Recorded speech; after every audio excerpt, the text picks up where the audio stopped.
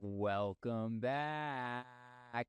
Today we have an extra special treat for everybody.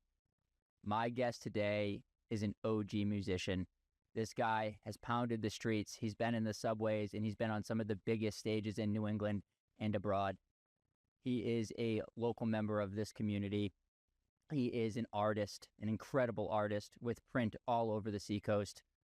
He is a troubadour and the leader of Dan Blakeslee and the Calabash Club. I'm excited to have him on today. My guest today, Dan Blakeslee. How you doing? It's so good to be here. So good to have you, man. So good to have you on the show. Another Blakeslee brother. Yes. Me up. Yes. We love Jonathan. We love White Aaron. We love Chickadee. Me too. Yeah. All of them. All of them, man. Yep. All of them. That must have been a cool experience to.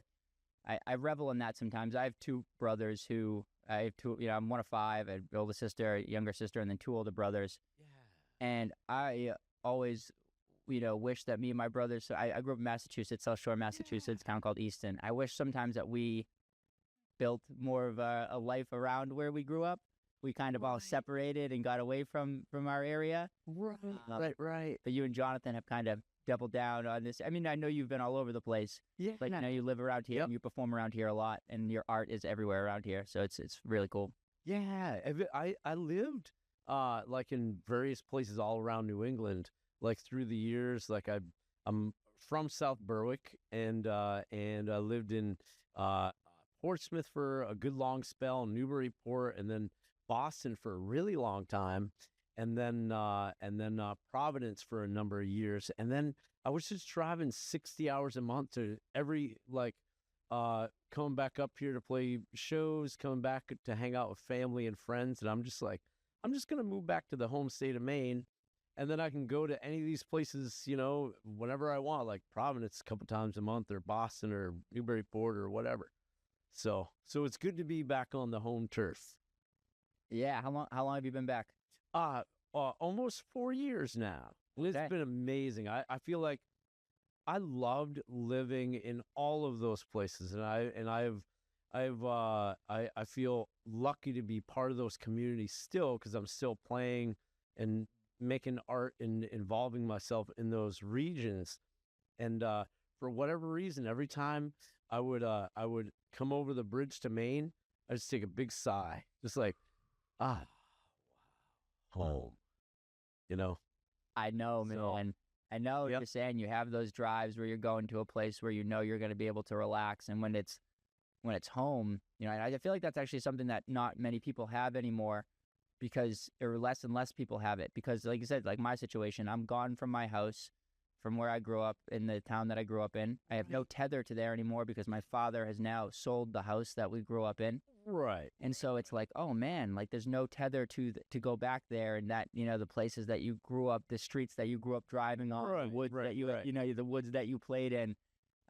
It's culturally, that's a shift that, could be good, could be bad. Yeah. It could be, I think we'll see. But it's nice that you've been able to, build that, and to be at this community and do it. Yeah.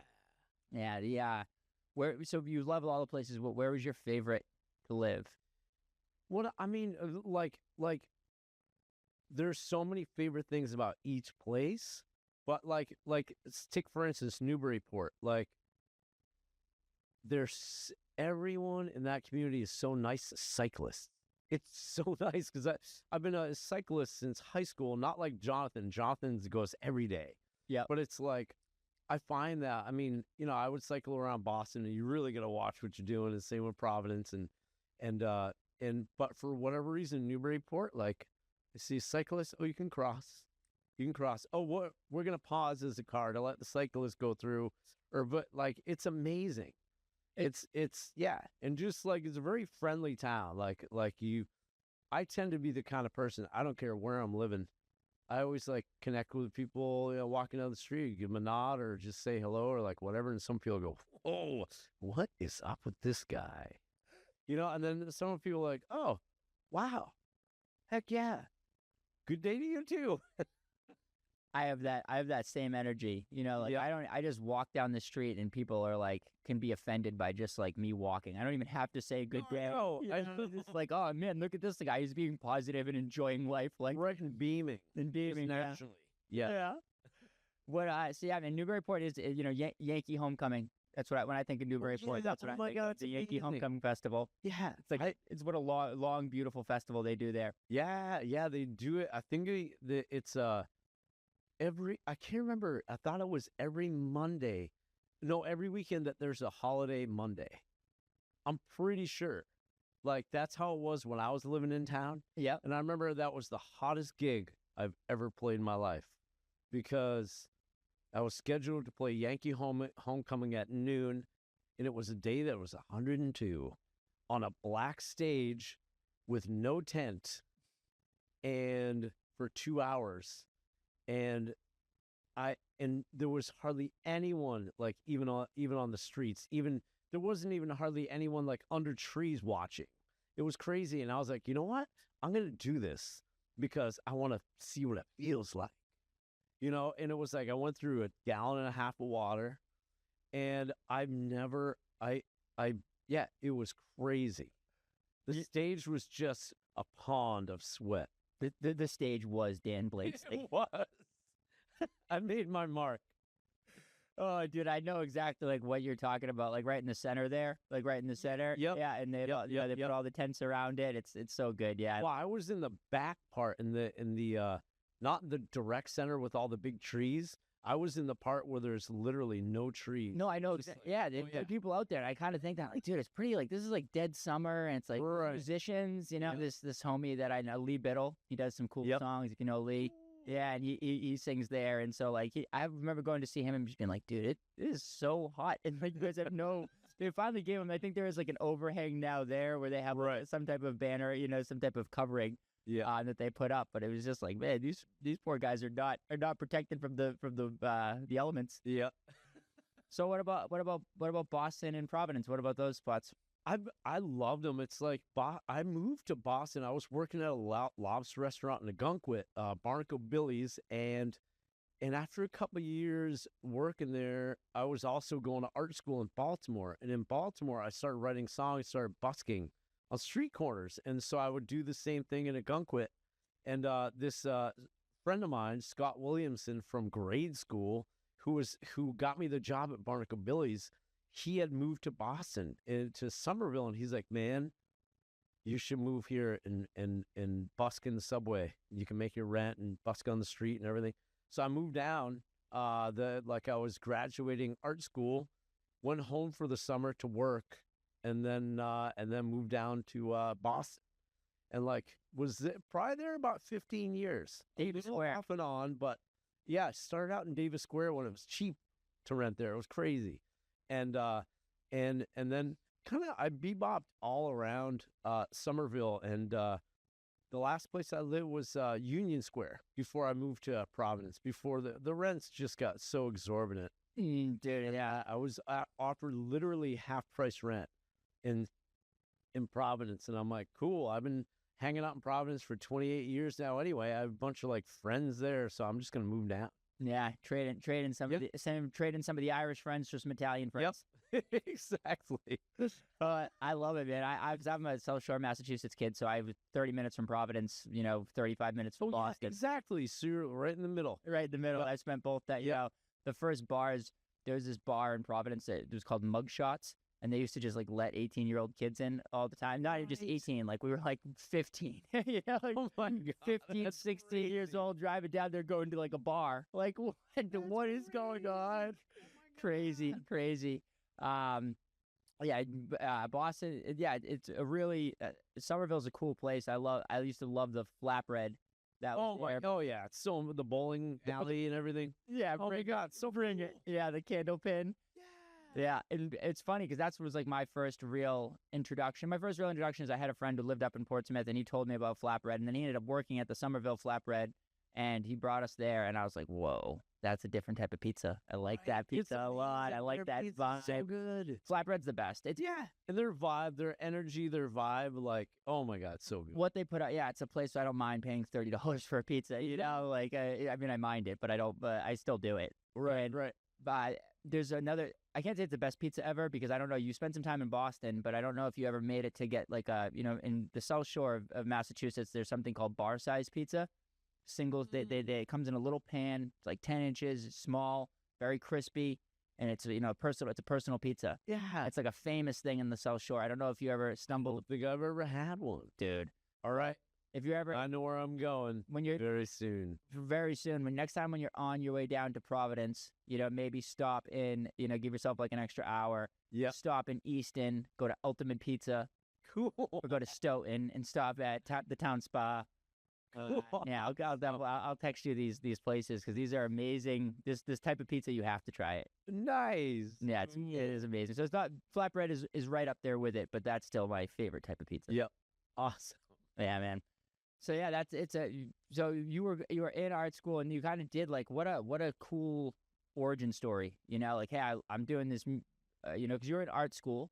Yeah. Which is different than like musician school. Like, Right. Oh yeah. Yeah, it's like so everyone knows, and I know many people listening to the show know Dan and know his work, but that's how I first got introduced to you, is like just going to White Heron and going to Chickadee and and tons of other places and seeing like this really cool art, like it being like, and not actually even knowing for years that it was you and that you were connected to Jonathan, and I loved White Heron, I lived close.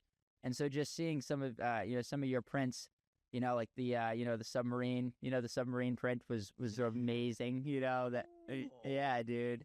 And then once I realized that, and I started to people like, oh yeah, like Dan's the best. He's like the best artist in the, you're gonna have him on the show. I'm like, okay, giddy up, we're gonna do it. That's amazing. Yeah. So you're in art school, and then you start naturally just started playing music, or you always played? So I grew up like my household when I was a little kid was my dad is a jazz musician, so he was always playing jazz and practicing with his band. I just I loved it, so I grew up on listening to jazz.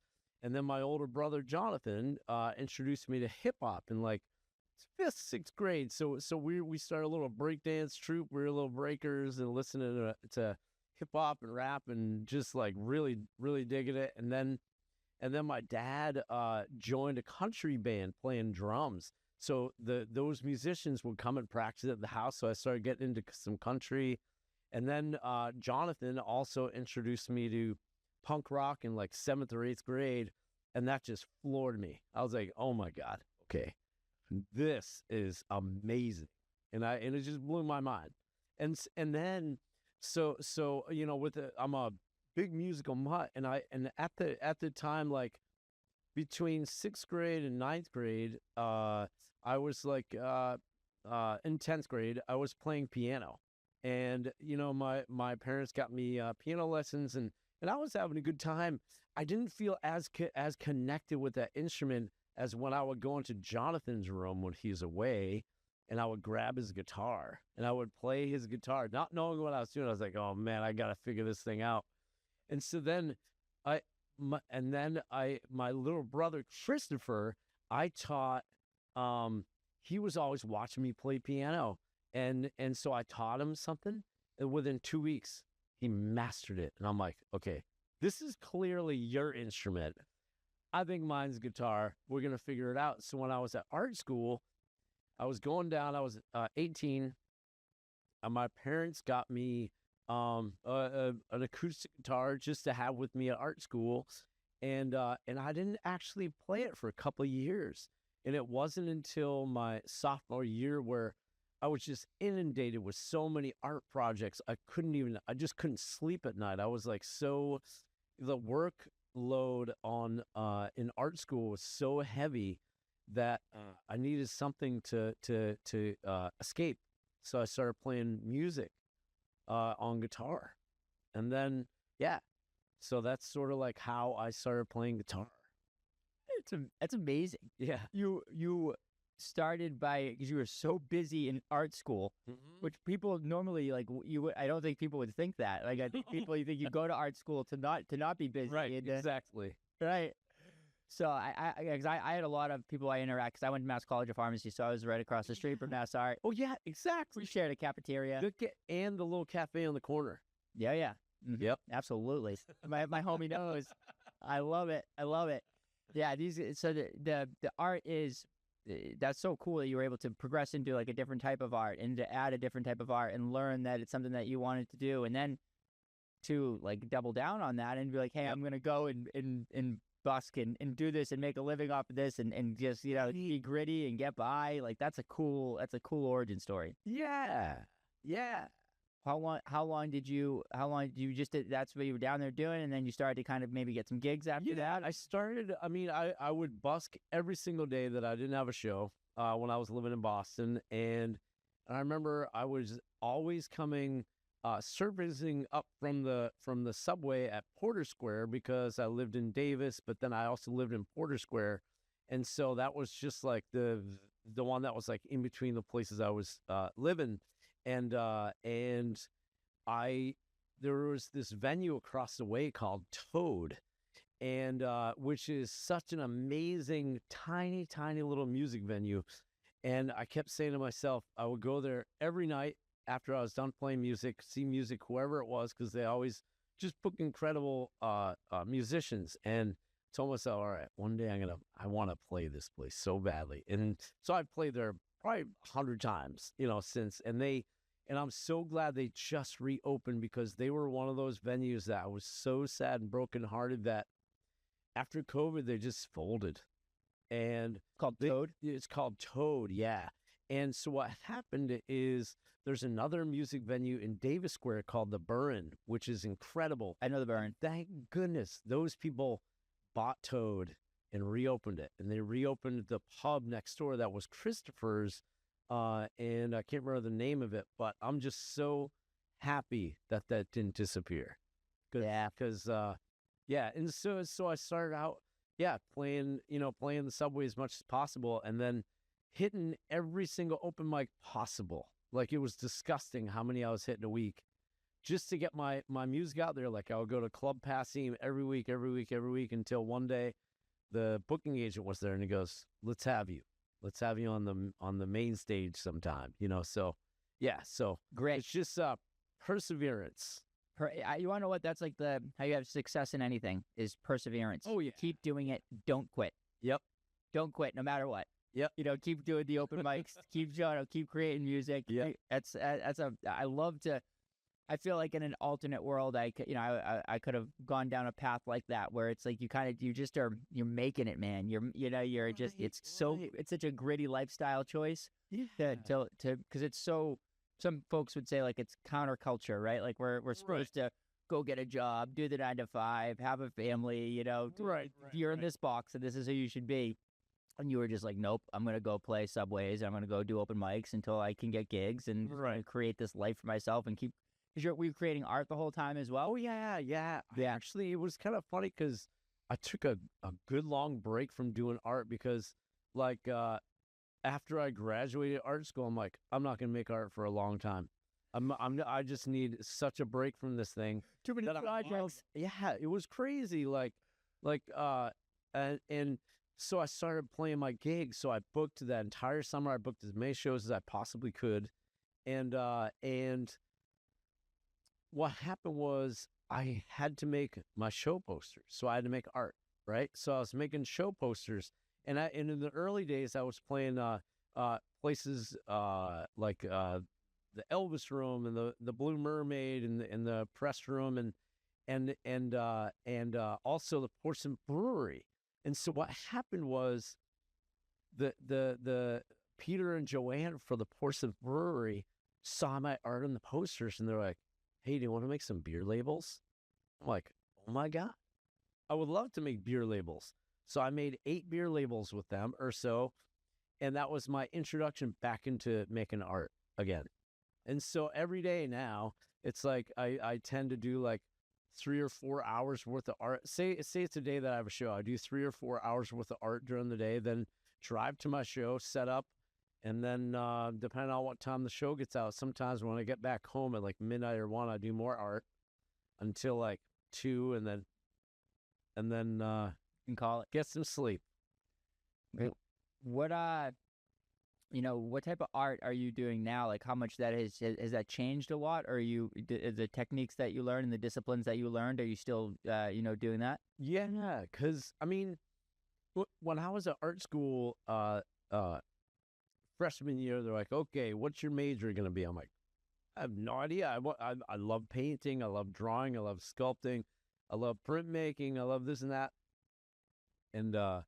And they had this program at school called General Fine Arts where you could do all that. And I was like, I want to learn how to like do woodworking. So if I need to build a light table, I can build a light table. And from being in photography class, I can take photos of my own work. So I don't have to pay someone to do it.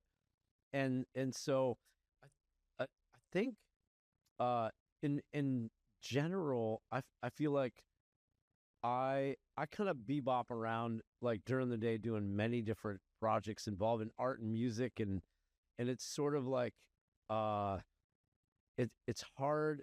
I find it hard for me sometimes to like really get ahead with one or the other in the way of like getting my art out in the world or my music out in the world because I can only do so much as one person in a day to, between like answering all the emails and doing all the booking and doing all the promoting and making all the posters and hanging up the posters and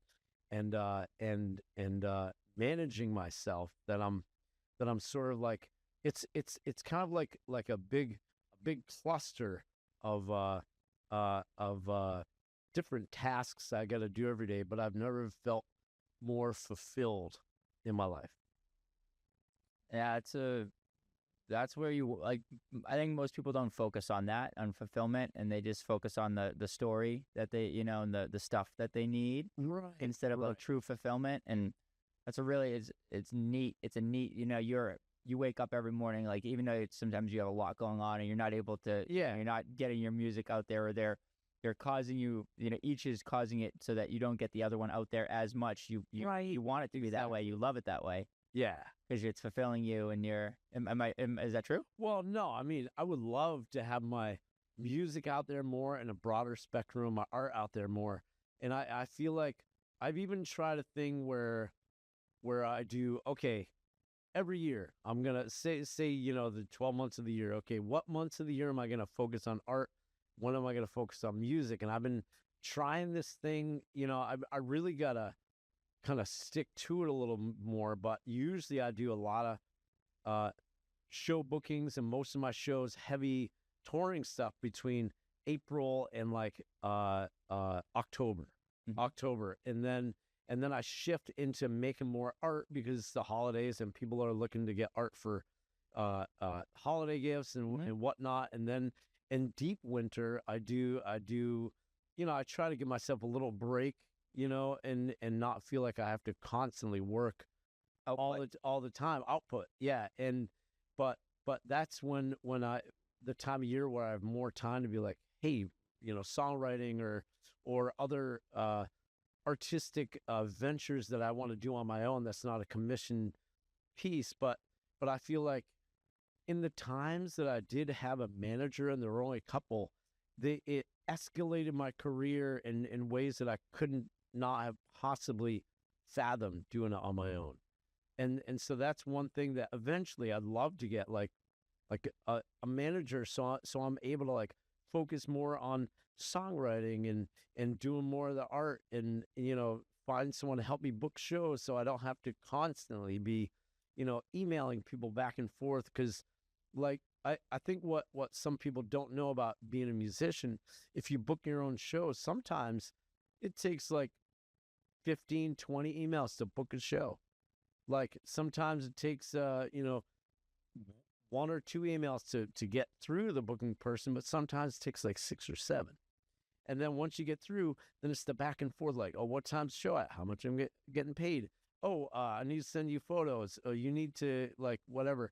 And by the time you get to playing the show for 45 minutes, you've spent between the rehearsing and the making the poster and promoting the show on various online places and sending stuff to say radio and media. You're spending 15 hours per show for this 45 minutes of me on stage. It's crazy to think that. It is crazy to think that. It's a lot that you're putting into the craft, and a lot that you're sacrificing to do something that you love. And to perform. And with the manager, like, is that something that's accessible to to people who are doing local musician? I don't want to call it local, because like you said, you're traveling to to Rhode Island. You're multi-state. You're all over New England. Right. So like are there good managers out there that are promoting people like you, or is it just you have to get a certain level where you're traveling all over the country? And it's I mean, like I have friends that have managers, and they're doing the New England circuit only, and it's like, but it's someone there to help them navigate how to like get their music out there further. They're a manager can hey, I found this, I heard via a friend of mine, like there's this like person or website that you can like grow your music and get it into movies and and things like that. But it's like, I'm so busy like making a show poster, posting about my shows. I don't have time to like research on the internet what I should be doing with my music and how best to get it out there, my music and art. So you need it, man. You need it. That's the thing is like it's such a you need the time to create and like the back end production of that. It's if you're obviously like a creative, you're an artist, you're a musician, you're somebody who wants to put that you want to just put that out there. You don't want to like get lost in the minutia of like communicating back and forth in emails, and it's challenging, right? It's a really challenging thing to balance. Right. But it's like I got to say, with most of the shows that I do, it's like all that time and energy and effort put into making the show happen and getting to the show and setting up the gear and doing the sound check and that 45 minutes that I'm on stage or 2 sets or whatever, I'm so blissed out. I feel like I don't drink, smoke, or do drugs, and I feel like in that moment I get so high, natural, that it's so worth it for me. Like, I mean, I've I think the first show where I played to an enormous audience that I just couldn't even process is Newport Folk Festival, and it was they asked me last minute to play on the main stage. In my mind, it took me like weeks to process what the gravity of the situation, and sometimes even when I'm playing a show and like, oh, only 8 people came, and I'm like, oh my God, this is the most special, like amazing 8 people that are deeply listening and engaged. And so it's like, I mean, I've definitely played plenty of places where I played to like, like 10 or 15 people who couldn't care less. And I'm like, well, I had a fun time. Right. Yeah. Mm-hmm. Yep. But sometimes there's people who are deeply listening, and it's intimate, and that's a great, it's great that you're chasing that and you're going out. And that's why I do the podcast, is because it's a time where I get in here, people put your phone away, we're going to have a true, authentic conversation, where we're listening to each other. And it's like a drug. It's a drug for me, That's I want to ask you though. So no drinking, no drugs, no. Yeah. Always, or how's always, for whatever reason, just never. In most of my shows, I get offered booze and like whatever, other substances, and I've never done it. And it's like, okay, throughout my life, I've had probably 6 sips of booze.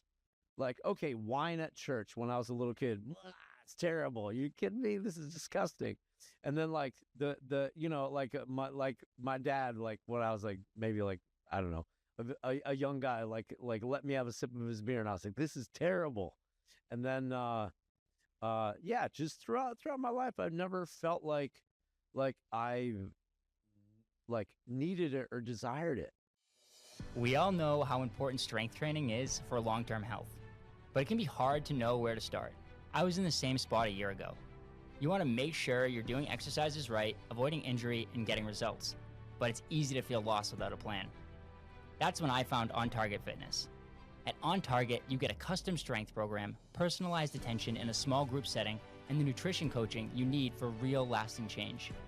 In the year I've been working out there, I've gotten stronger, more mobile, and more confident. My form has improved, and even something as simple as walking feels better. The group energy keeps me motivated, and every workout is fun. On Target just opened a new location in Kingston. Now you've got even more options to experience their amazing approach. If you're ready for lasting change, head to www.ontargetfit.com and schedule your session today. So it's like, for whatever reason, and also been it a saves sick me of a lot of bread. Saves you a lot of bread, dude, 100%. But you must have been in the thick of it, right? Like that. Oh my God, yeah. Musicians like that.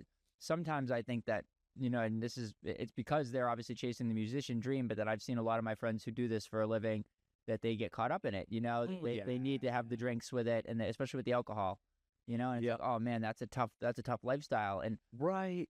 I just, like I said, I just assume, whenever I meet a musician, I just assume that they're either drinking beers and smoking weed and taking psychedelics and doing their thing, or they used to do that and they can't do it anymore for some reason, Yep. And that's not your case, which is it's just really cool. You just are a guy who authentically decided, I'm not into this stuff, but I'm not going to partake in it. Yeah. And I don't look down at anyone that does that stuff, as long as they do it responsibly and they're not,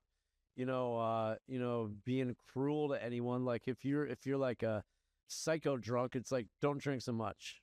Yeah. You know what I mean? Like, and it's kind of funny because I get free beer because I've done a bunch of beer labels. Yeah. And it's like, I did the beer label for Heady Topper and Focal Banger in Vermont, and I get free beer, but I give it to my family. Yeah. You know what I mean? And they're very pleased with it. I come across a lot of that stuff too, just because like what I do, people will give me alcohol or give me a lot of cannabis, and I just am able to gift that. Some of the stuff I engage with cannabis and stuff, and I think that it's good. And but I don't drink, and so I because I don't like it. It's because it's not because it's not because I can't drink. I can drink, sure, but I just don't like the taste of it.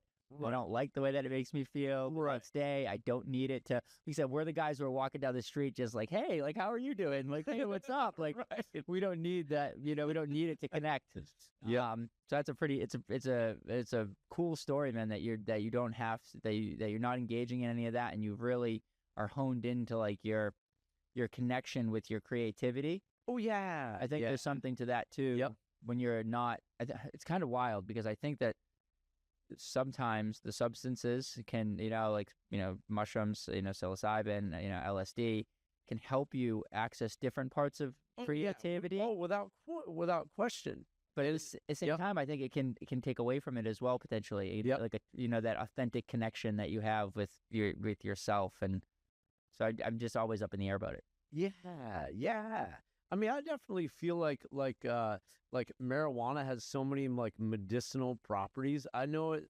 There's been so many friends of mine that have like crazy anxiety, and it's like, oh, they'll have maybe some weed or something, and it just takes the edge off so they can feel like normal. And it's like I totally get that, and it's like and I it's just for whatever for me, it's like I guess I have other ways of doing that, doing different things to like help me through if I'm having like a rough day or whatever. What are those things? I like connected with nature. That's one of my biggest, most favorite things. Like sometimes I remember when I was in Ireland. I booked my first ever tour in Ireland, and I also the same year let me back up a little bit. My little brother passed away in 2021, and when it was a couple months after that, I had this major thing happen to me that I cannot explain, where I wasn't on this earth for like 3 days, and it was the scariest thing I've ever been through in my life. And my brother Jonathan helped me through it. He would I was staying at my mom's house, and she was gone to the family camp. My brother kept coming every day, making meals for me, helping me sort of like reconnect with reality. And I had many friends that are like therapists that I would call, and they were helping me just be able to process it, because I'd never had such an impactful thing happen. And when I was a couple years later, luckily I hadn't had anything happen like that in the way of like my mind, like where I felt distant from this plane of existence, you know. But I booked this tour in Ireland, and then 3 weeks later I'm to tour the West Coast for 3 weeks, and then one day in between each tour, which is crazy. I come back from Ireland, fly to Seattle to play all the way down to San Diego, fly home, do another 3 weeks in October, and in New England. And I remember I was in Ireland, and I was starting to lose it, getting so much anxiety about what I have in front of me, that I hopped in the ocean. And I felt like that was a major reset button. So that's what I was talking about before, like connected with nature, taking a walk in the woods. I feel like it's a way to sort of calm me down. You know, if I'm having like a hard day, just walk by the ocean, walk in the woods, like whatever. I love that. Yeah. And my soul and my heart is with you for Thanks. losing your younger brother, man. Yeah. It's really hard. You know, I didn't realize that, because you mentioned your younger brother earlier in the show, and I said, oh, I didn't even realize that Jonathan and Dan had another brother. Yeah. He was an amazing musician. Like on his memorial page online, it's so crazy. There's only 1 or 2 videos of him playing piano. We have a number of recordings, not too many, but oh my God, what a gift. Like absolutely just mind-blowing. Like his connection with this instrument, with the piano. It was I remember one time I was coming home from a school break at art school. I get to my parents' house late, and my brother was still living there at the time, and I heard him playing Moonlight Sonata, like in the other room, and I was like, wow, oh my God, just, yeah, amazing human. Yeah, good for you being the big brother who, you told me earlier, who taught him how to play that instrument, and supported him in playing that instrument, and supported him. And because some brothers might, you know, get competitive, or you know, Right. you know, and Well, it was clear that was his instrument. He was like, he didn't even need the I can't remember what piece it was. Maybe Rachmaninoff or something. Not anything like overly crazy complex, but really like from someone not knowing piano, and to learn it and memorize it in 2 weeks with no sheet music. natural. What? Okay. And now to Natural. play guitar. Yeah, man. I'm gonna go play guitar. Yeah. Right. Yeah. That's you know, some older brothers might have doubled down though, and still tried to play just not been as good at it, and not realized it. So Right. good for you for realizing, Yeah, and then yeah, you know, helping your brother live in his truth. You know, that's a cool thing. Yeah, it's tough to lose a sibling. You know, I lost my older sister in 2019. Yeah, so it's like, yeah, man, it's a tough thing. It's a tough thing. Yeah, it's so rough. So rough. Yeah. Good that you had people around you to connect you back to that, and to help you realize that you had you know, that nature was something that you could, you know, rely on when you don't have to, because sometimes other people aren't around, and they're, you know, to have something within yourself that you can go and access. Like, yeah, man, nature's a huge part of it for me too. You know, just getting on the beach, you know, taking my shoes off and walking in the sand, you know, walking in the wood. Like, I love to take my shoes off and be in nature and do that. And it's Yeah, some of the most profound healing that I've done has been in those settings. You know, you find without question. you find a creek. You know, you find a creek, you swim in it. Yep. You know, you just Or just look at the current, just like the way it flows, and just like let everything go. Yeah. let it go. Let it go. It's true. Sometimes you just got to do that, and so I'm glad that you're engaging in nature, and you know, and you're in learning that, and doing it, and making it a part of your life. Yep. What out of the venues that you've played, what would you say are the top 5? You know, what are your top 5 favorite venues to play? Yeah. That's a cool Yeah, question. I'll do it kind of by state, I think. I think that's the way cool. like I mean, it's hard to do because there's so many like And give me the top 5 in every state. that I Fine, just whatever you want. yeah, I mean, Levitt Theater in Algonquin, Maine has always been a top favorite. Like ever since I was a kid, I used to go see movies there, and then when I was working at the Lobster Restaurant in Algonquin, I was starting to play music, and I asked him if I could do a show in there at the end of the summer, and you know, the owners were like, you know, they're primarily doing just movies, and they said, how about a Monday? Let's do a Monday, and you know, and we'll, you know, I'll get sponsors, go around town, you know, asking places, and it just worked out so well. They started doing it every year as this festival, Levitt Fest now, and I don't know if it's exactly from that, but I remember them doing it every single year in August, like since I did my first one, and I've always been connected to that theater, and they do music and movies. They have a restaurant in there. They do all kinds. They do comedy too, and it's just really a magical environment. Yeah. I love the Levitt Theater. It's a really cool place, you know, and when I kind of discovered it, and you know, when I moved to Portsmouth, then I kind of started to branch out a little bit and go to the surrounding towns, and found Algonquin, and was like, oh man, this is a little gem. Like that little undiscovered gem that you wouldn't think is in Algonquin. Right. And another one is Word Barn in Exeter.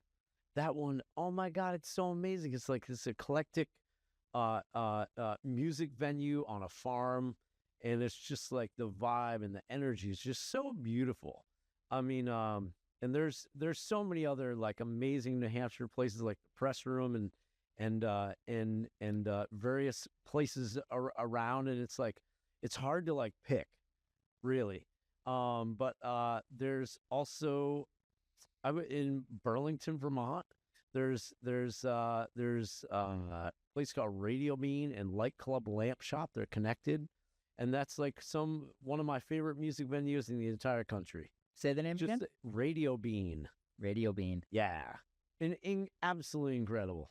Like the energy, the vibe is so good, and also let's see, in Rhode Island, there's this place.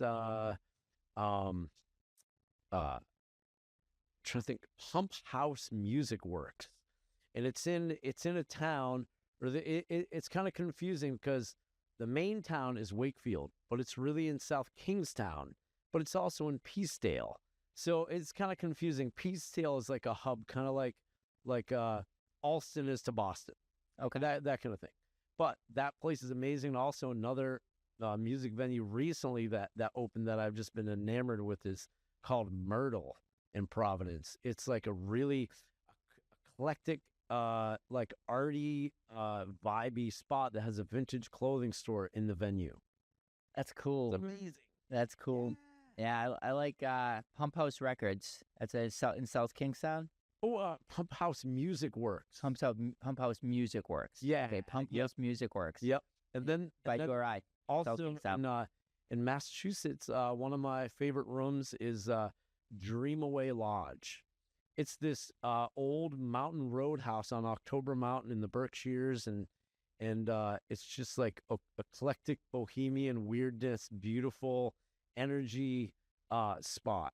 How about the Berkshires? What a different, Oh my God, different it's so place. amazing. It's so amazing. So enchanted. They love art and music out there. Oh my in the gosh. Berkshires. Oh, it's amazing. Yeah, it is amazing. it's funny because it's like when you grow up in Massachusetts, you grow up, if you're, Worcester East, then you just think of Western Mass as like a whole different world and a whole different group of people. They think differently, they live differently. Yep. And then until you get out there, you don't really recognize it. Right. Have you ever been to the, speaking of the Berkshires, have you ever been to the Mass Mocha? Yes, only a couple times. Yeah, the Museum of Contemporary Art. It's the largest contemporary art museum in North America. Yep. And I used to just do a couple of festivals there. And they just, what a beautiful venue that is. It's in an old mill, and it's all outside, and they've just transformed it, and all this beautiful contemporary art where people are building it, and like that's cool art to me. I love to take that type of art in where people are building things out of machine and out of structure that's maybe been there before. It's been recycled. Like this is some cool stuff. They do awesome shows there. Yep. You should try to get on a. Will do. Yeah, man. Definitely. I think the name of the festival is Fresh Grass. Oh yeah, Grass Music Festival. absolutely. Oh yeah, That's a good one. It's a good festival for sure. cool. Yeah, get out there, dude. We need to. If you go out there, I'll come see you play for sure. Nice. I'll come see you play anywhere, but especially there. Mass Smoke is awesome. Another great festival in that region is Green River Music Festival. That's another one that's just like, oh my gosh, just so incredibly amazing. They have multiple stages, goes over a weekend, and it's like the quality of the music is just so good. I've never seen anyone there. I was like, this is okay. Yeah. It's like everything is like, and I'm very like, now that my chemical makeup, where it's like I'm a mutt of so many different kinds. I just like music that's from the heart, no matter what. And it's like, and if I can see that someone put time, love, and energy and thought into the creativity into their music or their art, it's like I have so much respect for it. Yeah, it's a thing that if you don't take the time or energy to do it, it usually the end product is you can tell. It's like one of those things that you can tell when somebody puts their heart and soul into something, and then they present it to you. You're like, whoa, yep, we could tell that this was a heart and soul type of deal, Right. Music connects with me that way. I'm not, like I said, I wouldn't consider myself a musician. I can play the guitar a little bit. I don't understand music at all, but I know the way that it makes me feel, and I know the way that I love to engage with musicians and to dance, when they play great music and I dance, and then we have a back and forth, and there's the energy exchange there. I love that one. Yep. Yeah. Yeah. I mean, I definitely, even before I was a musician, I always felt like, music has so many healing properties. Whether or not it's like an eclectic kind of enchanted thing to mellow you out, or something powerful like punk or metal to like let you release and just let it all go. That's What do you think that is? I have no idea. It's and I remember when I was a little kid, one of the ones that really just got me right away was Louis Armstrong doing "What a Wonderful World," and I play it at my shows now, and it's just like sometimes I end with it, and it's like that's it. Really, it's such a powerful statement within 2.5, 3 minutes, and it's like it can sort of like really like turn on a switch or off a switch in your head, and let you realize that like it's gonna be okay, or okay, wow, we need to do some work or something. Is it the instrumental or the lyric? Usually for me it's the lyrics. Whoa, yeah, cool. Okay, that's really cool. Yep. The lyric. So like this is actually something I'd like to discuss with you, because I grew up. You talked about it too. You grew up and had hip hop and rap. Yeah. And so and I don't know exactly what type of hip hop or rap you were listening to, but the hip hop and rap that I was listening to, some of it was conscious, and some of a very small bit of it, where people were talking about like consciousness and trying to better their lives. Experience. A lot of it was, big butts. Big kids. Sex, drugs. Let's crime, violence. Right. And so there's I think you're onto something when you say how we're like programming ourselves with what we listen to, and music has like a very big impact on us. Right. That's not. It's fine to go out and listen to some of this music and to dance and to drop it low and do all. Yeah. I'm not judging those people, and I love to engage in that. Sometimes some of my favorite music is like, right. But I don't know if it's just because I was raised on this and that I have people who who are creating conscious music, more about like love and gardening and the earth and the universe, and I think that it does have an effect. It has a pretty big effect. Right. And I'm just curious what your opinion is on it, and what type of music you maybe try to put out into the world. Do you ever think of that, or is it just your personal experience that you're trying to share with folks, or are you trying to cultivate an experience where they're gonna feel better, like Louis Armstrong in It's a Wonderful Life? Right. Well, I mean, for my music, I generally don't write fictional songs. I write songs based on stories or things that I've been through, the good, the bad, the weird things in life. And if someone gets something out of it, it really like, it makes me feel fulfilled from it. And one of the things, I don't write any lyrics. I never force myself to write a song. I never say, okay, it's Sunday, 10 a.m. It's songwriting time, and there's nothing against that either. Some people that's they can write beautiful songs doing that. But for me, it's like in the moment, I could be driving or I could be taking a walk and I'm like, oh my God, I need to write this down or get this down right now. But I never write a song that doesn't give me like overall body sensation thing. You know what I mean? Like the quote unquote, like the chills up your spine or whatever. Yeah. To me, and regardless of if anyone else gets that feeling when they're listening to one of my songs, that's fine. But it's like, I know when I'm supposed to write something down.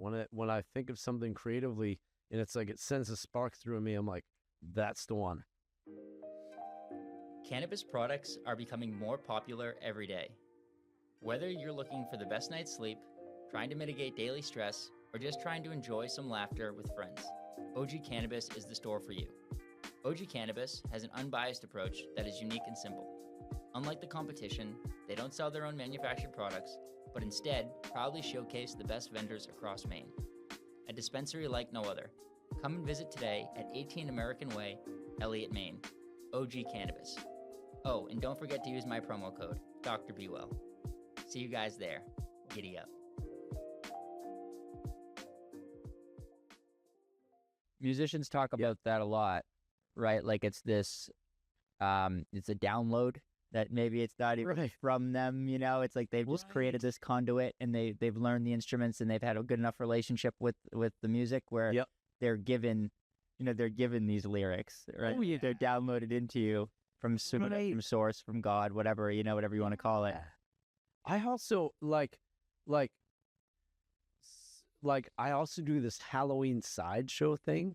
So and it's like when I write songs for that, it's like a different thing. I'm sort of like, it's not like I need for the lyrics to give me chills to like, unless it's chills like, ooh, spooky.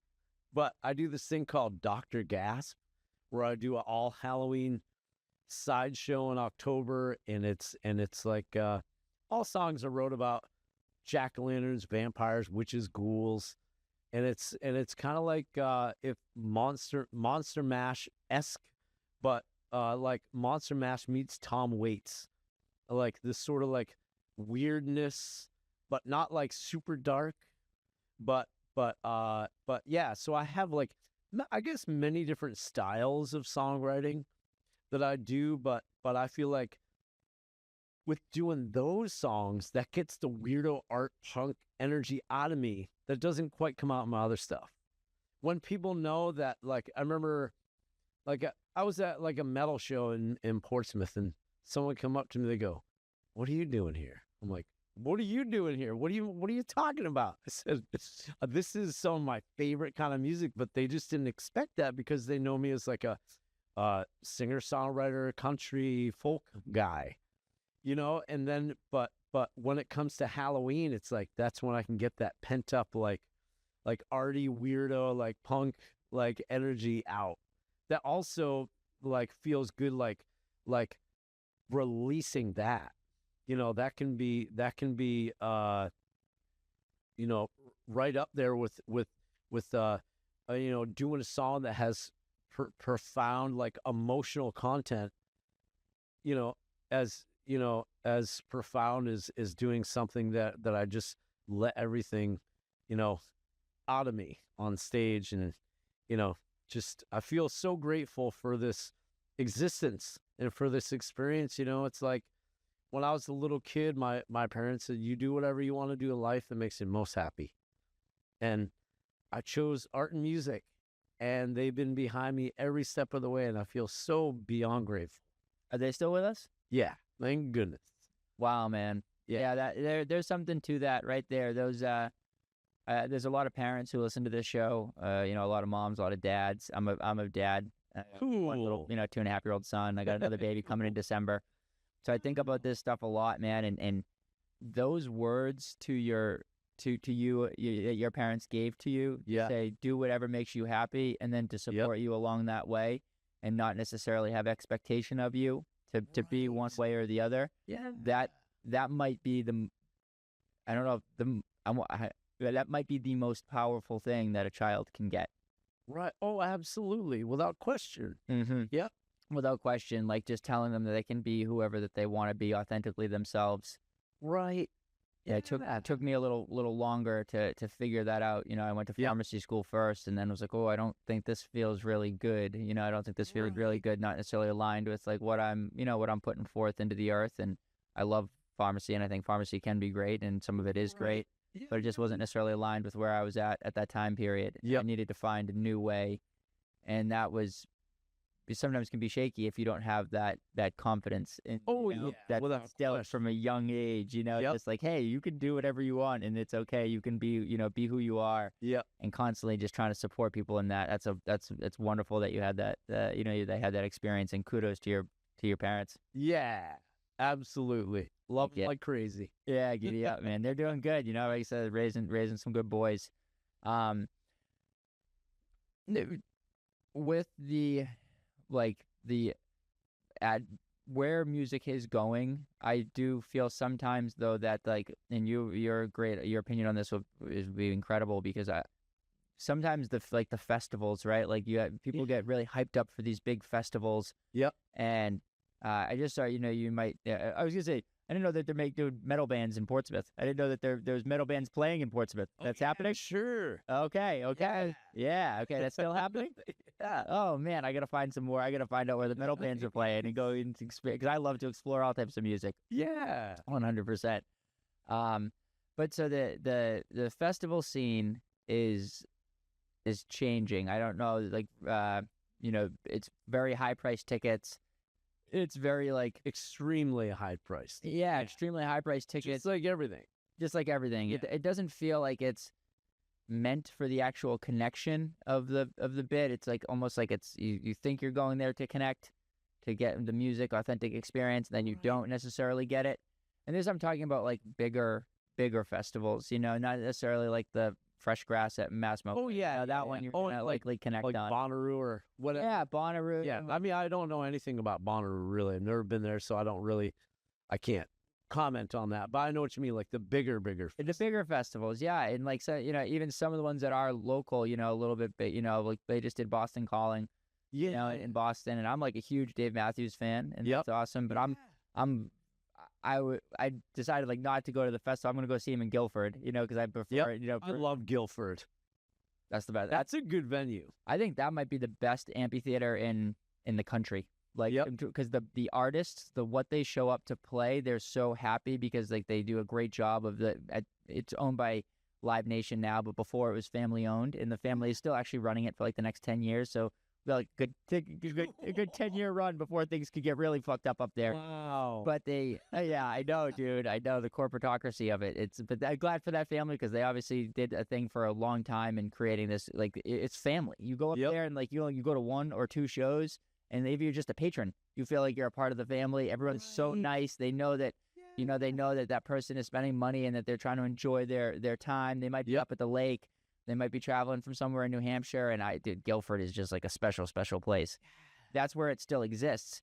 But I feel like if you go to other places and other, sometimes it's like it's not, the exchange isn't the same as it used to be a few years ago, and there's not as much of like true authentic connection through music as there was, maybe 10, 15 years ago. Yeah. Well, also it's I feel like a lot of it. I was thinking about this the other night. Like I was thinking about just some random old photographs, and it's like, it's great. You don't see anyone on their phones. You know what I mean? I feel like I was driving around the other day. I was like, literally every single person, like someone's like on a bicycle. They're like, I'm trying to do it. And then you see the person driving next to you. They're like, swerving all over because they're just doing a voice to text, quote unquote. And like, everyone walking down the sidewalk, I'm like, what's up? And it's like, I get it. It's like, I need to connect too. It's like some of my shows are booked via text or, text from friends and family and loved ones and spam texts. I get all kinds of those. But it's like, I feel like a lot of times, when I'm at a festival, I like take pictures of some of the acts, but I'm not like there, like, videoing every single thing. And then it's just collecting like in the cloud somewhere and never see it again. It's like I want to like be part of the experience, And some festivals, like at Newport Folk Festival, they want you to not do that. They go, we'll take care of it. We have so many photographers and videographers here. We're gonna get you. We got you. And you still see people take out their phones, but people do it less. But also, that's a place where your phone reception doesn't work that well.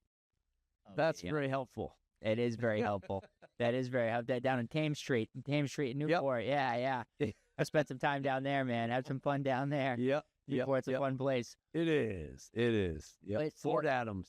Yeah, Fort Adams. Yeah, that's where they do the festival, right? Yep. Yeah, it's so cool. Fort Adams is wonderful. What a cool place to go. And I've never been to the folk festival, but when I worked down there, it was like big talk, And oh my God, treat yourself one of these years. It is the most amazing experience. You see incredible music. It's like that's another festival where it's like they have it's a broad spectrum of music. Every single like note that I've heard, I'm just like, wow, this is just incredible. And you also get the giant views of the ocean all around you. Yeah. So it's like, oh my God, it's beautiful. Yeah, bring it. Yep. Bring it. I'll be down there. Dell's Lemonade. Dell's Lemonade. Done. Done and done. We're gonna do it. Hopefully you get to play down there again, and we'll get to come see you play. That would be really cool. Yeah, definitely. Yeah. So I think the phone thing is wild, right? Like it's good to have that connection and to be able to move faster and to do that sometimes. But then other times it's like, whoa, this is such a subversion of our society and a subversion of humanity. And, what I thought of it, like, I thought like, 10 years ago, I knew it was going to get bad and I knew the connection, the social media was going to get worse. But I thought I was aware of it and that they wouldn't be able to pull me in necessarily. But sometimes, when you're doing this work, you do get pulled into it. And it's like, whoa, man, this is not authentic. This is not, they'll call it doom scrolling, or you're just trying to figure out more information. It's like, dude, this is not the way. And to your point, to like, people put so much effort into like taking pictures and to document this time and document this instead of being like, that's not what the body wants. The body wants to just authentically experience the present right now. Right now. That ecstasy that you're talking about when you go up there and play for 45 minutes where you have like an out-of-body experience. I wish I could bottle it. Dude, yeah, right. I wish I could bottle it. Well, you want to know what? If you could bottle it, guess what? there goes the novelty of it. No, I know. 'Cause you don't have to earn. You don't have to earn it anymore. Yep. You know, it's like with a workout. You know, it's like with that the best feeling. And I've done the drugs. I've done them all. It's like the best feeling that I have in my life is when I complete a workout. When I complete a workout, I do something that physically with my body, I make myself feel good. And you can't bottle that. You can't put that in a pill. Right. It's not possible. So it's like as much as you'd like to, it's not even. I don't think it's possible. Right. Yeah, the only way is through. You gotta experience the hard things. Yeah, man. It's I feel like that's humanity, and we shouldn't go towards stuff that is subversive of that, where it's like, we're constant, just immediate dopamine because we just saw a video that made us a little bit happy. So Right. Okay to engage in it sometimes, probably. But it's, I love that. And I want there to always be a place where it can exist, where local musicians, people who are doing the New England circuit, and people are, if I ask my friend from Texas, he might not know who Dan Blakeslee is. But if I ask anybody from the Seacoast, they're going to know who Dan Blakeslee is. And God. I'm just being honest, as a guy who is showing up into the Seacoast and talked about the Dan Blakeslee, and they're like, oh yeah, this art's really cool. And they're like, oh yeah, that's Dan's art. And it's like, oh, who's Dan? Like, oh, Dan Blakeslee. And it's like, oh, that's the same last name as Jonathan. I know Jonathan. Oh, this beautiful connection. This guy. And then I just keep learning from there about how like deeply ingrained you are in this area. And so I want there to be a space where where people like you and musicians like you always have people to go and play to. I just get nervous that like with the online consumption, that people will think that that's not, they only need to listen to the bigger acts and the bigger and the local. I feel like humanity will pull us towards going to see Dan Blakeslee play, and people like you play, like our human connections always drive us towards that. But the forces to be, I think they want to put us in a different way, where it's like better to consume on this phone and watch this video of this person making music instead of going to engage with them in person. Right. I mean, I'm the type of person I've always have been like, I want to see as much live music as possible, live theater, like art, and just like embrace everything in life that is real, and that real people are doing. And like there's definitely things that I'm mystified, but like I keep seeing these different videos pop up on Instagram of these people playing. Say it's like this one guy, he's doing all these cover songs, playing drum, guitar, singing, and doing all this stuff all at once, like doing a full Beatles song, and it's just like in perfection, mind-blowing stuff from this one guy. And I'm like, hell yeah. All right, maybe I'll watch one of these later, maybe not tomorrow, like whatever. But it's like I definitely get something out of that. Like I feel like there's definitely people that are doing things out there creatively that thank goodness that I discovered this person. I wouldn't have known about them, otherwise if it wasn't for seeing it on Instagram. But I feel like there's a limit. You know what I mean? To like even this morning, well, number one, I had to make sure I was here so I could be on this show, and made it. And I was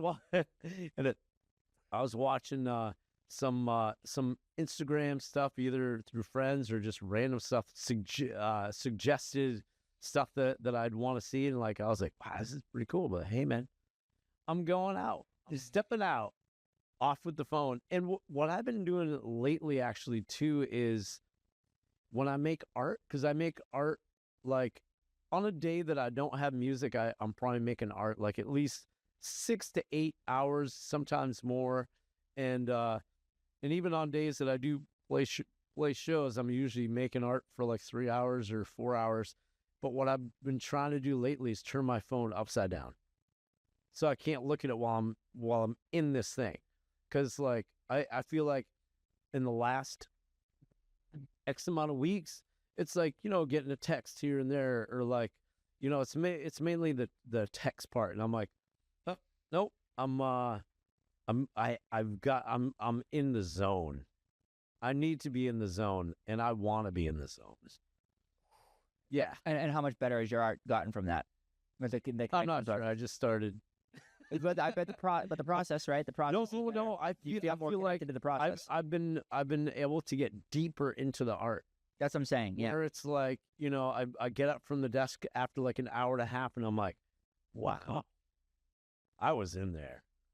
I was in there, dude. And it's good because I feel like, I mean, like I tend to be this guy. I've always loved going to cafes. I'm a cafe hound. Like every day, I love hitting at least a cafe to do some art just for a little bit, and then I do some at home too.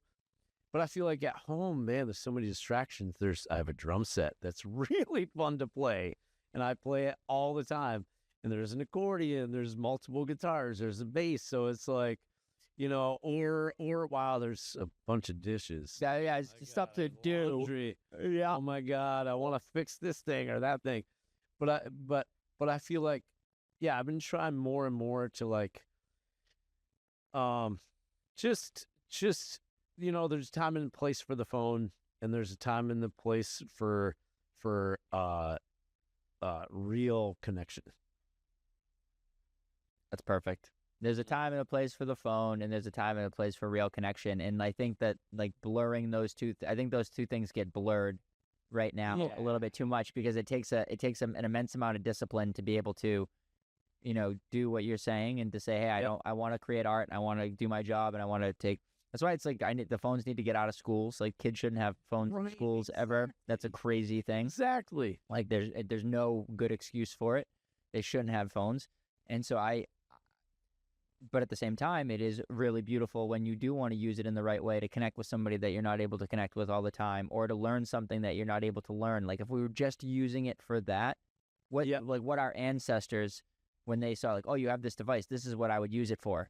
Like this is what we should be using it for, instead of all the stuff that we are using it for. And so yeah, it's really about self-discipline. It's about self-discipline, and even though they're doing every single psychological thing possible to be able to subvert that and to try to trick you into into using and engaging in it with more, you have to be grounded in your ability to say, no, this is the right time, or no, this is not. This is the right time, or this is not the right time. Yep.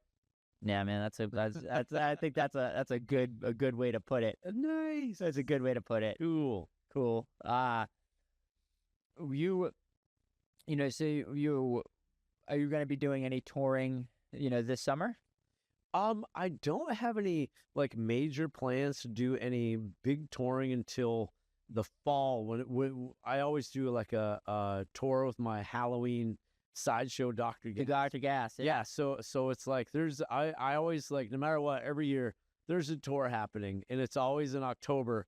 But then sometimes like I'll tour across the country, or I'll go like maybe over to Ireland. And this year, I had the previous year I put out a book of my show posters, a 30-year retrospective like of my 800 show posters that I've done. I boiled it down to 200 and whatever, and put out this book. So last year, it was like so daunting, such a big undertaking, that this year I need to take a little breather and be like, okay, let's play some local shows. I'm still like doing shows where I'm playing down Rhode Island and coming back, and I still plan on hopefully getting down to at least Maryland this year, and doing some stuff down there through New Jersey and Pennsylvania, Connecticut, like whatever, Massachusetts, and but I don't have anything like really big that I'm working on right now tour wise. I'm just sort of like trying to like catch up on so many other things that I put aside from when I made that book, because it took me 420 hours to assemble the book and write all the different parts and do all the design work. Never mind like for the 200 images that are in there that it took me 15 hours a piece to make. It's like I sort of I needed this year to just be like, okay, this is a pretty open year to like I'm gonna play a bunch of shows no matter what, at least a few times a week, but keep it kind of trying to find more places to play within my community that are within an hour that I may not know of. And I keep hearing about these different venues, and I'm such a big person of a fan of shows in barns and at farms, so I'm trying to find more of that kind of stuff. Let me introduce you to Elevate, a premium functional mushroom company focused on supporting your highest potential.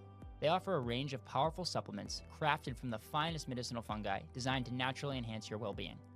Elevate carries everything from mushroom tinctures, capsules, and teas to their delicious mushroom-infused coffees.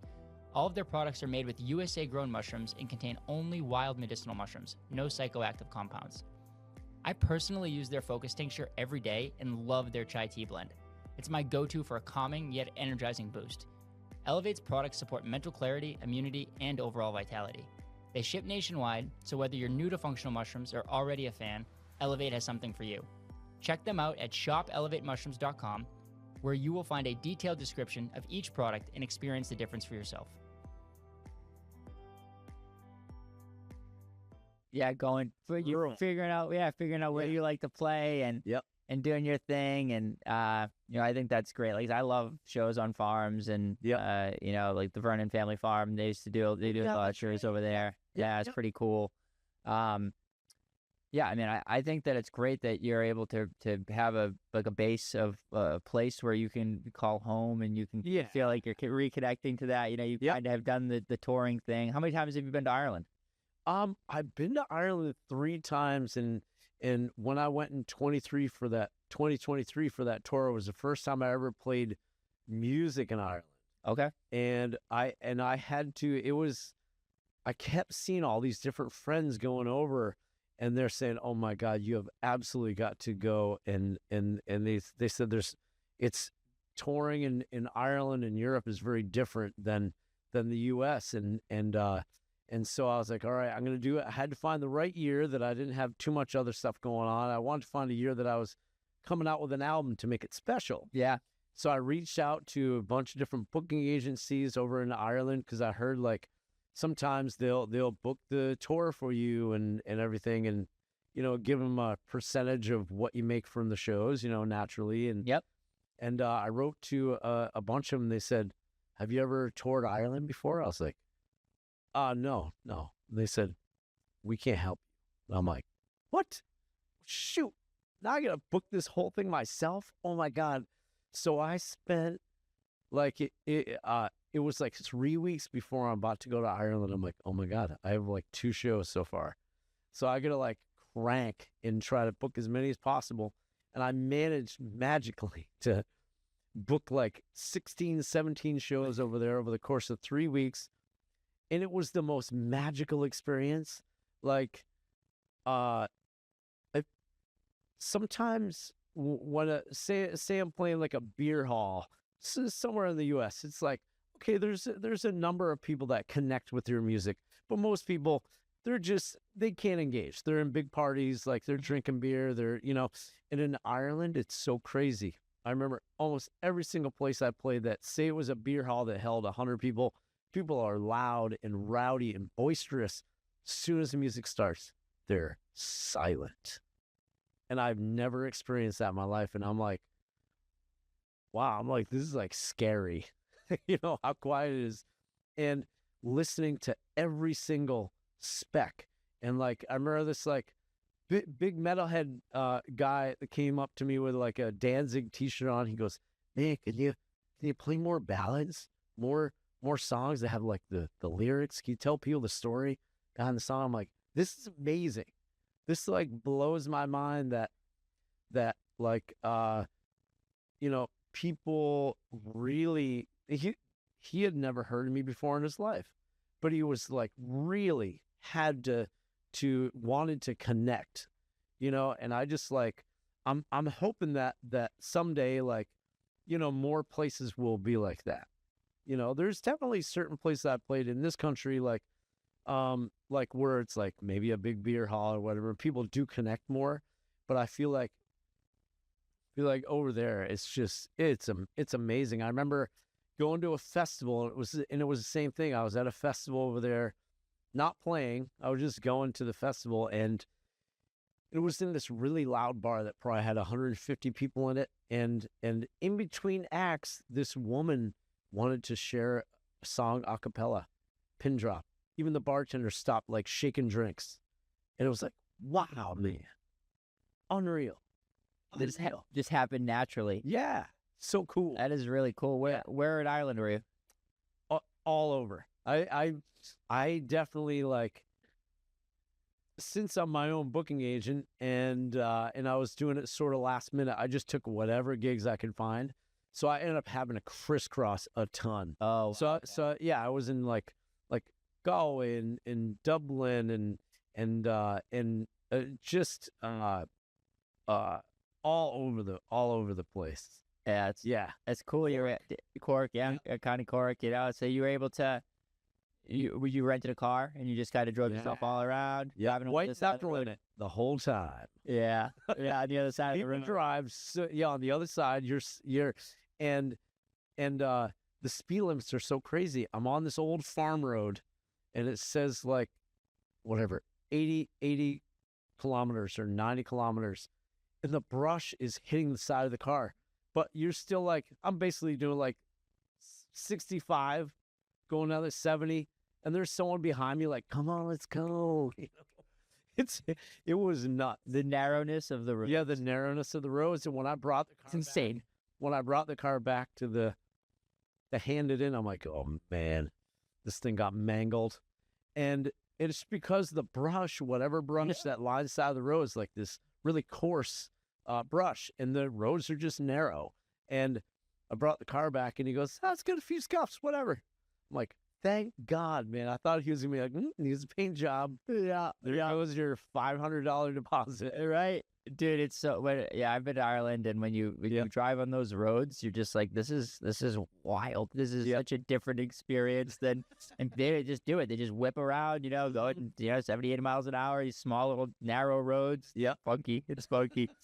But Ireland's a great place. And oh, yeah. I think there's, places, maybe there's just more authentic I don't want to say more authentic connection, because that makes it sound like everything that we've grown up in here in the United States isn't that, and I don't think we have a good connection. It's just like it's not that it's even diluted. It's just like you gotta, there's certain spots or certain places that you just get more.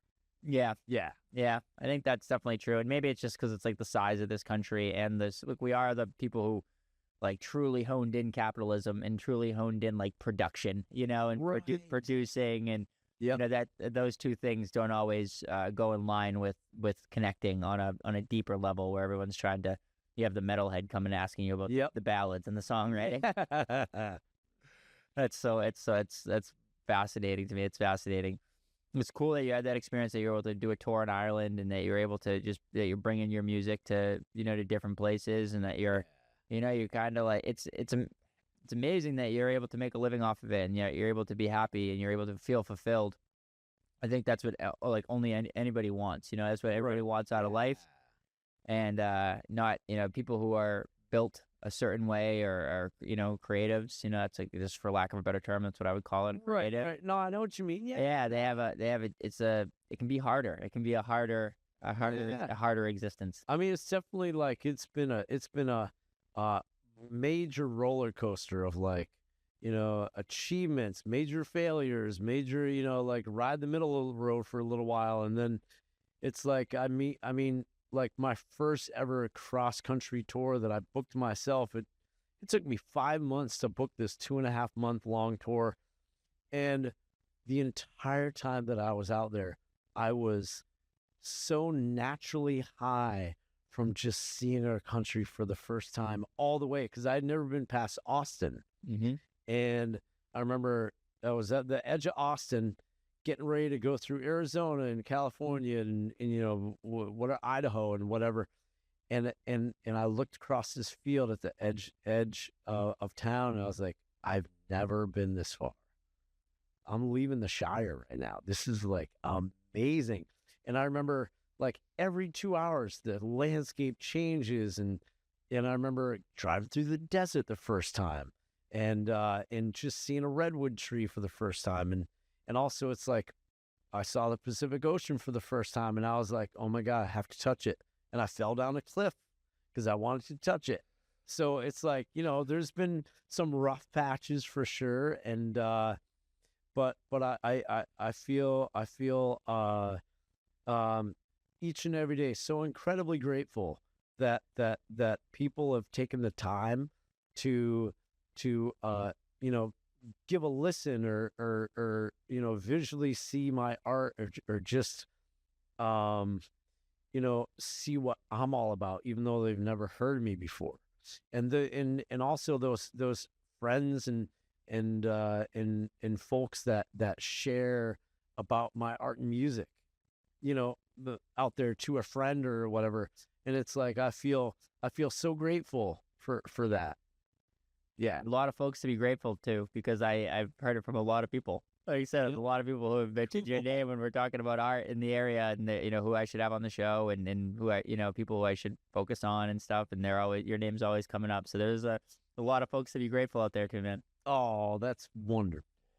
Yeah, it's cool you got to see the country that way, and you got to engage with it. I think that you like that. I want that experience, where you can go and kind of take off for 2.5 months. But that's also like a lot, that's a lot that people, where are you staying when you do these tours, and how are you? In my Honda Civic. Yeah. Okay. Cool. Love it. Love it every night. Not every night. There were some nights where I'm like, okay, I'm gonna spring for a hotel. Right. But there were many times where I'm like, okay, I need at least a minivan. Yeah, I have a minivan, so I have like a little bed in the back of it in case I need to, in case I don't feel like spending $150 on a flea bag hotel. Right. Nope. I'm gonna stay in my van. Yeah, bro. I'm glad that you're building it that way, and you're just you're figuring out a way to do it for yourself, because that's the other thing too, is like you go to somewhere like Portsmouth, and it's like that's a place that's changed big time, and you've probably seen a rapid change in it. Oh yeah.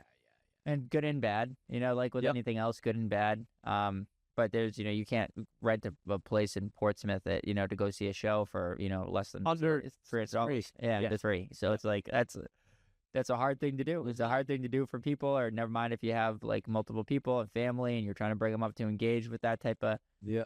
So I'm glad that there's still music that that's not everywhere. Those same people. There's great shows at the Prescott Park Art Festival. Oh my God, it's amazing. Yeah, so go check that out. Yeah, incredible art over there.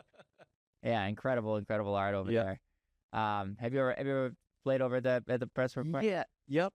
A number of times, and I feel grateful every time. Yeah, that's like, I grew up like in the area, and we would always go to see music at Prescott Park and see the plays there since I was a kid, and I remember especially loving like the music there, and it was like, didn't know I'd be playing there someday.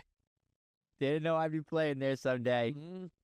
I'll tell you what, man, it's like I wish that we could I wish I could hear you play some songs today. You don't have a guitar. You can bring a guitar with you. No? Damn, that's it. Oh wait. Oh yeah, I did. Oh, it's right here. You did bring a guitar. Oh, yeah. Oh, baby. We got matter of fact. Wow, I kind of forgot. Oh man, so we're gonna be able to sing some songs today. Sure. Yeah, let's do it. Let's do it. All right. Right. I'm gonna play a couple songs here. Yeah, let me move that. I think this moved a little bit. Let me see here. I think this was meant to be more like that. Okay, there we go. I think that's about right. This is my little backpacker guitar that I keep in the van in case I feel inspired, and say I get inspiration at like 11 o'clock at night and I don't happen to have my guitar with me. I can break this out. Try to find something. Yeah, let me know if you need any help. Oh no, I'm good. Thank you. Oh, you mean backup singing? Maybe some backup singing. I wish I knew your songs. I'm not. I don't know what songs you're gonna sing. I have listened to some of them for sure. Oh yeah, but I don't think I'll do it. I don't think I'd be able to do you justice. I should retune it, because like I said, this is the one that stays in the van. It doesn't stay in the van deep winter, but this time of year it does.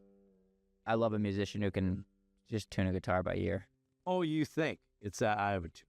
I used to do that, but then it was kind of funny. I recorded an album, all the songs were tuned. It was just tuned by ear. So everyone was like, "What are you doing? Oh my God, how can I play on this?"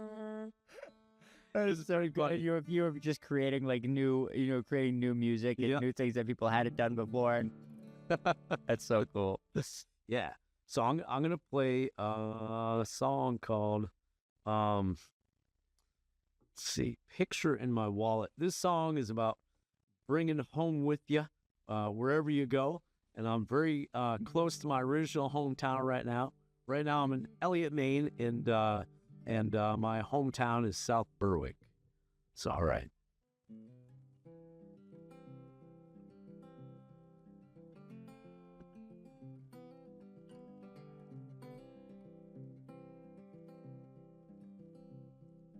Finally, the hills I wander, across the unknown I ponder. I've got the time for riddling and rhyme, reading road signs, singing my lines. I'll navigate to woe yonder, every state of spell in. I'll be trying my odds, battling gods. Songs bring me all the way back home.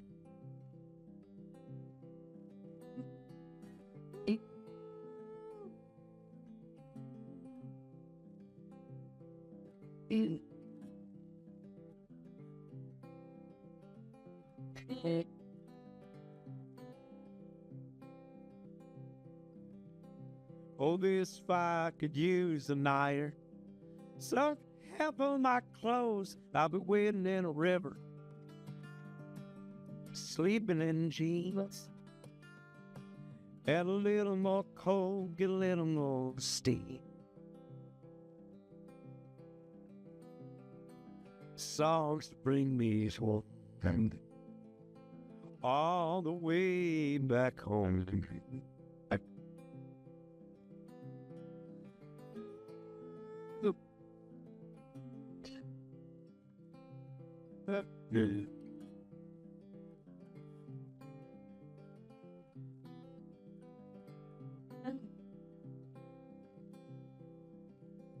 Well, I'm out here getting dusty. My truth is keeping it clean. I got your picture in my wallet and my canteen. I gotta move these wagon wheels. The more they move, the better it feels.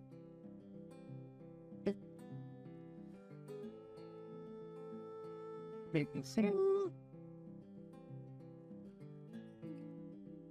Great.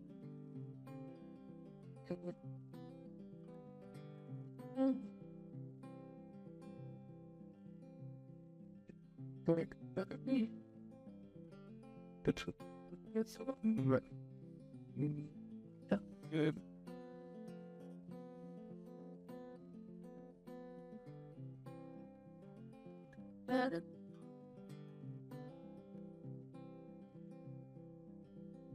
I'll build a tunnel to your heart with every letter I sent. Girl, letting you know all to pack up your things. I'll be picking you up the telephone ring. Songs bring me home, all the way back home.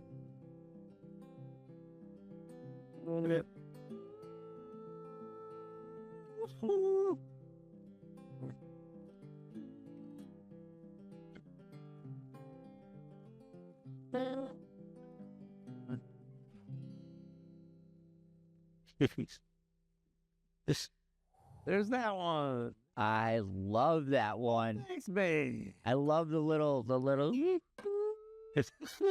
Oh my Lord, Dan. I think I have to do this because I'm used to like Yeah. falling back in the chair. Yeah. Okay. Yeah. Do you need me to help you move it at all? No, It's good. Okay. Good. Yeah, baby. This guy's like, man, I've been working around this stuff for 35 years. You know, get out of here. I don't need your help. I don't need your help. Let me see here. There it is. Taking out a pick. Oh, nice little point. Mind if I play one more? I want you to play one more. All right. Please. Please, sir. Yeah. This one is about me making art and music for a living and how I'm a jerk boss to myself. And I'll give myself nearly enough time off. And so this song is about that.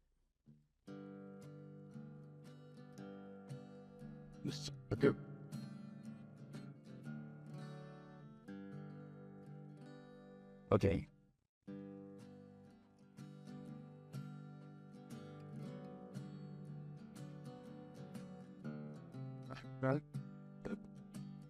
Let there be no shame in wasting time. We've all got worries we can leave behind.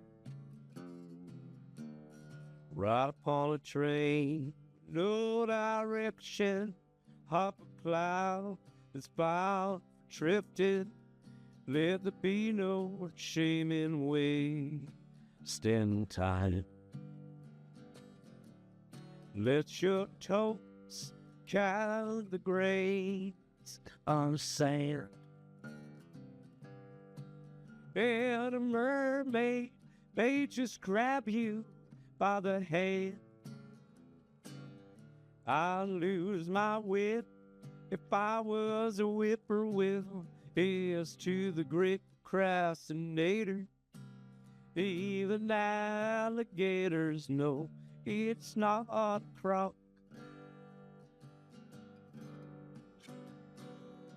Everybody knows it's a rough life for a clock. How could you relax with all the nervous ticking talking? You spend your whole life waiting for a punch, and another when they get back from lunch. The nourish is to flourish, then it's the breaks.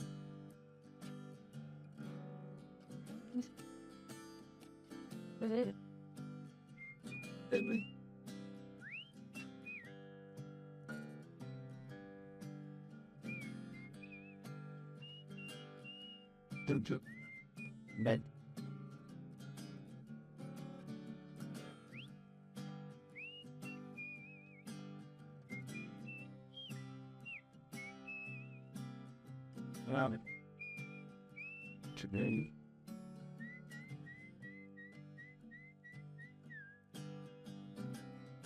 that stubborn bread in the oven, rising slow.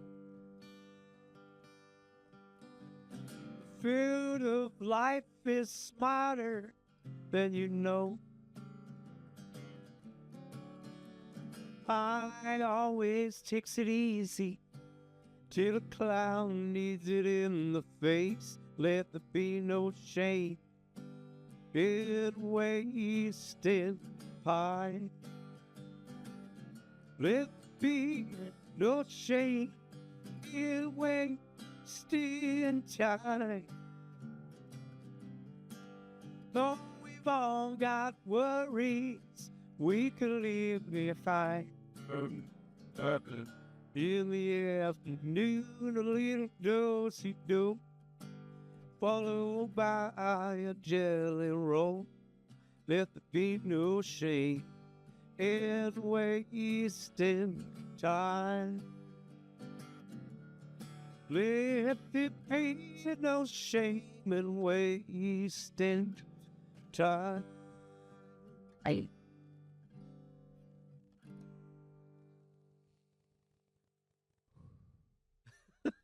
no shame in wasting some time. Yeah. I hope you can be a little nicer to that employee of yours. Yes. You need to. I hear that, brother. I hear that. Exactly. That is so wonderful. I appreciate you so much for doing that. Oh, no problem. Where, if the folks want to find you and they want to listen to more of your music and find out where you're playing, where can they find you? Yeah, I would say for music, I mean, I have all of the music that I've created that's like a finished album is on Bandcamp. That's like the source of where all the stuff is. I do have some stuff on Spotify and Apple Music and various places like that, but that's the main spot. And then for my artwork, I have, visually some things on my website, but if you want to see even more at Etsy is like where I have like, some of my art for sale and whatnot. I love that. And do you have social media and Instagram? Oh yeah. Yep. Yeah. Okay. Dan Blakeslee Music. Yep. Dan Blakeslee Music on Instagram and Dan Blakeslee on Facebook. Okay. Okay. And that's amazing. I would love to have some of your art here in the studio. Yeah. I would love to get a piece of it and to put it up here and to to commemorate it and have it be a part of. Amazing. Cool, man. Maybe we'll get that book. Maybe we'll get that book of all your shows. I'd love to take a peek at that one too. Oh, absolutely. Cool, man. Well, guys, please follow Dan. Follow him along. Go see a show. Call me. I'll go to a show with you. Please support him. Support local musicians. Support people who are living their dream. You can do the same thing. You can live a fulfilled life. That's a giddy up. We appreciate you guys. Please like and subscribe, and we will see you next time. Giddy up. Thank you.